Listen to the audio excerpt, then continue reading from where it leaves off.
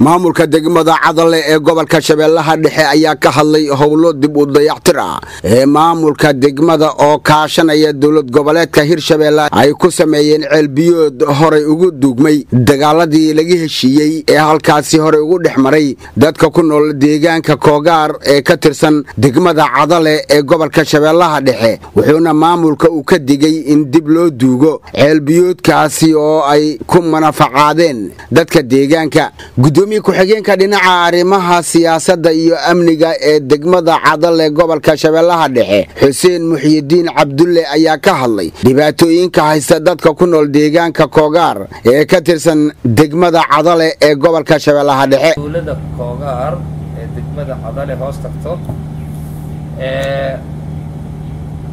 ceelkii oo maaragtay laga shaqeeyay oo tuuladii la rabay in la dhiso muddo 8 bilood ana tuuladii in la dhisaa lagu howlanay laakiin ayadoo la isku raadihayo dhanka qaraska iyo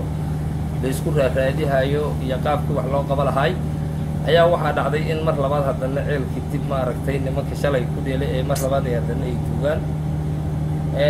waxa la yiraahday marka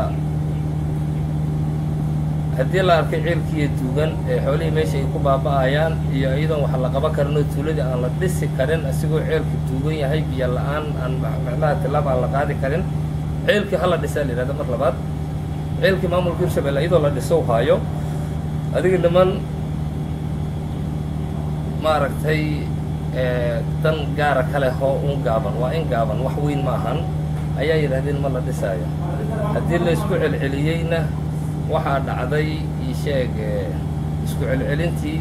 nimankii waxa waaye waxay bilaabeen ceelka awood in loo dhiso in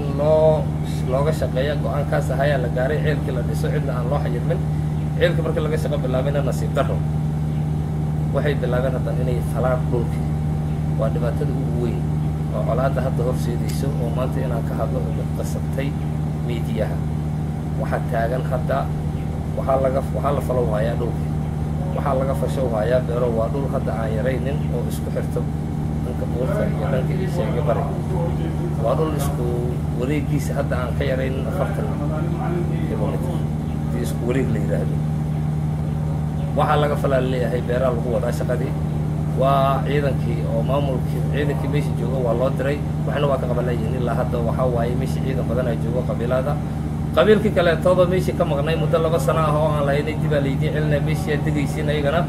hadda ayagana abaabul dagaal ay wadaan oo uqaashiga culumiinta iyo waxgaradka iyo maamulka Hirshabeelle